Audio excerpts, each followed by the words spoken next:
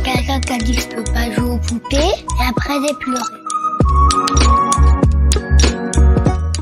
Bienvenue sur Papatriarcat. Je suis ravi de vous recevoir sur ce format appelé Réponse, tout simplement parce qu'en fait je vais répondre à un message audio qu'on m'a laissé via l'outil SpeakPipe. Je vous laisse le lien en descriptif de cet épisode. N'hésitez pas, vous avez 5 minutes pour donner votre avis. Alors quelque chose de positif, constructif, ou tout simplement pour dire que vous n'êtes pas d'accord sur un épisode, c'est tout à fait ok. L'idée c'est de pouvoir échanger ensemble avec de la nuance. C'est pour ça que 5 minutes ça permet de construire un argument et surtout moi de pouvoir vous répondre derrière afin d'enrichir un petit peu plus le débat que ceux qu'on peut trouver sur les réseaux sociaux. Je remercie d'avance toutes les personnes qui ont participé à enrichir la réflexion sur nos sujets et nous allons pouvoir tout de suite commencer cet épisode. Salut Cédric, écoute, et merci pour votre épisode parce que franchement il est hyper juste. Voilà, je voulais juste réagir par rapport à ce que dit Noëlla quand elle dit qu'elle aurait pas su comment faire avec un garçon, enfin elle n'arrivait pas tellement à se projeter entre guillemets. Et je suis complètement d'accord. Moi c'est marrant parce qu'en fait moi c'était l'inverse. Je me disais waouh, comment si c'est une fille, comment je vais faire pour lui inculquer tout l'inverse de ce que moi j'ai reçu. Enfin ça venait ça répondait en moi à des trucs où moi je suis un peu une entre guillemets une rebelle, c'est-à-dire je suis une femme qui cuisine pas, tu vois, enfin c'est des trucs, voilà, le ménage ça me gonfle comme tout le monde je pense. Enfin c'est des trucs, j'étais un peu entre guillemets en dehors des codes de la société patriarcale et du coup je me disais comment je vais pouvoir inculquer ça à ma fille. Enfin, en gros trop bizarre, je me voyais plus inculquer à mon fils que en fait c'est pas parce que t'es un garçon que tu peux pas faire tout ça. Mais j'aurais eu du mal, je sais pas, je voyais pas comment inculquer ça à une fille, tu vois, c'est très bizarre, hein. Tu admets que c'est très bizarre, j'admets. Mais voilà, en tout cas, du coup, ça m'a fait plaisir, je me suis moins sentie seule par rapport à ce qu'a disait Noëlla. Et puis voilà, en tout cas, bravo pour ce que tu fais. Bon courage à vous pour ce postpartum de l'enfer, on va pas se mentir. Et des bisous.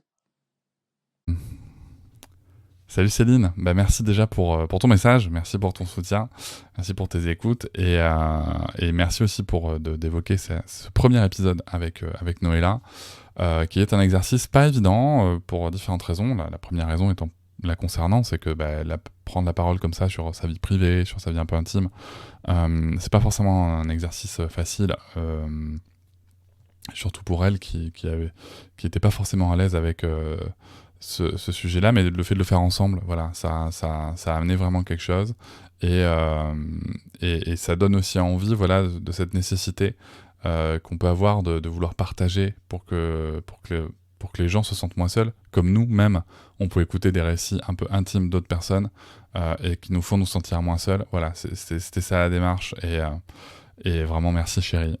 Du coup Noëlla en direct. Merci chérie de t'être prêté à ça et on fera au moment où la réponse va sortir, là il y en aura d'autres qui seront sortis avec Noëlla où on parle de la grossesse et de l'accouchement et on fera le postpartum, voilà, on s'est dit peut-être au bout de 6 mois un truc où on a un peu de recul et voilà, donc ça c'est le premier point. Et sur l'autre sujet, merci de soulever cette question et je trouve ça hyper intéressant ce que tu amènes parce que tu vois, Noëlla, du coup, ses craintes, elles sont dans les stéréotypes de genre. C'est-à-dire que c'est une femme, elle a été éduquée comme une fille, elle indique ses peurs d'avoir un garçon, notamment, c'est bien entendu qu'il y a de la nuance et de la complexité à apporter, mais notamment parce que voilà, elle se projette dans des codes masculins qu'elle n'a pas forcément. Et c'est intéressant parce que toi, du coup, c'est l'inverse. Tu as développé plutôt des attitudes et des codes qu'on porte au masculin. Et du coup, voilà, si tu devais... et tu t'étais projeté là-dessus. Et du coup, toi, c'est le contre-pied, en fait, qui vient te chercher. Et du coup, ça me fait vraiment me dire qu'au-delà du genre... ça nous montre à quel point on est rassuré de rencontrer ce qu'on connaît déjà, pour tout ou partie. C'est-à-dire voilà, pour se raccrocher à des choses qui nous ramènent à nous aussi, des choses qui nous disent c'est bon, c'est quelque chose qui me ressemble, c'est quelque chose que je connais. Et je trouve ça hyper intéressant. Je trouve ça hyper intéressant parce que je trouve que c'est vraiment tout un sujet en parentalité d'avoir cet être ou ces êtres qu'on va pas faire évoluer, mais voir évoluer, qu'on va accompagner, qu'on va forcément influencer d'une manière ou d'une autre.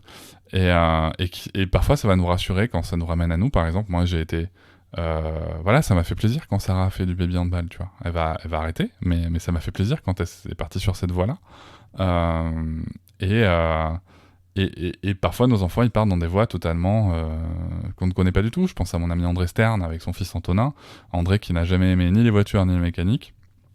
Enfin, ça n'a jamais été sa grande passion, et surtout qu'il n'aime pas la compétition. Ben voilà, il se retrouve avec Antonin, qui veut être pilote de F1, qui fait des compétitions de karts. Voilà, donc ça nous challenge vraiment à ce niveau-là, et je trouve ça hyper intéressant parce que voilà, qu'on se dise, ok, je me prépare à ça, et je trouve que commencer par réussir à réfléchir, même sur ces stéréotypes de genre, ça peut nous ouvrir à tout le reste en fait. Voilà, si on arrive à réfléchir à ça dès le début, ça peut vraiment nous ouvrir à tout le reste, parce que nos enfants sont aussi des êtres qui peuvent être totalement inattendus, et c'est à la fois terrifiant et beau, et magnifique à observer. Et voilà, donc il me tarde qu'on rediscute de tout ça au fil des années pour voir comment ça évolue, comment on arrive à s'émerveiller des contre-pieds que la vie peut nous proposer parfois. Je vous remercie de m'avoir écouté. Je vous invite à vous abonner, et nous pouvons aussi nous retrouver sur Facebook, Instagram et sur le blog papatriarca.fr. À bientôt.